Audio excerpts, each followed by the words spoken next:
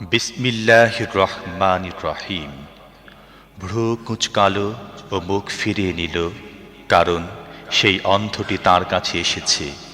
তুমি কি জানো, হয়তো সে শুধরে যেত, অথবা উপদেশের প্রতি মনোযোগী হতো এবং উপদেশ দেয়া তার জন্য উপকারী হতো।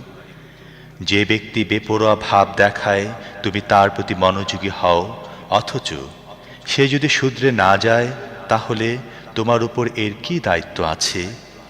আর যে নিজে তোমার কাছে দৌড়ে আসে এবং সে ভীত হচ্ছে, তার দিক থেকে তুমি মুখ ফিরিয়ে নিচ্ছ, কখনো নয়। এটি তো একটি উপদেশ, যার ইচ্ছা এটি গ্রহণ করবে। এটি এমন সব বইতে লিখিত আছে যা সম্মানিত, উন্নত মর্যাদা সম্পন্ন পবিত্র। এটি মর্যাদাবান ও পূত পবিত্র লেখকদের হাতে থাকে।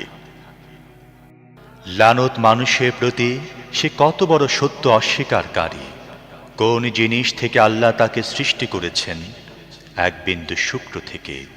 আল্লাহ তাকে সৃষ্টি করেছেন, পরে তার তকদির নির্দিষ্ট করেছেন, তারপর তার জন্য জীবনে পথ সহজ করেছেন, তারপর তাকে মৃত্যু দিয়েছেন এবং কবরে পৌঁছে দিয়েছেন।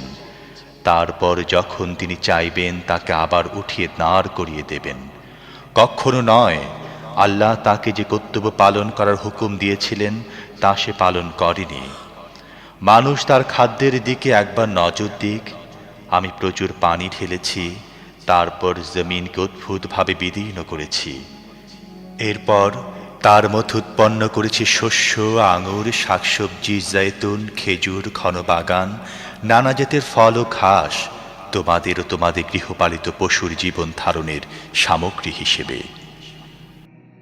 অবশেষে যখন সেই কান ফাটানো আওয়াজ আসবে, যেদিন মানুষ পালাতে থাকবে নিজের ভাই, মা, বাপ, স্ত্রী ও ছেলে মেয়েদের থেকে, তাদের প্রত্যেকে সেদিন এমন কঠিন সময়ের মুখোমুখি হবে যে নিজের ছাড়া আর কারো কথা তার মনে থাকবে না।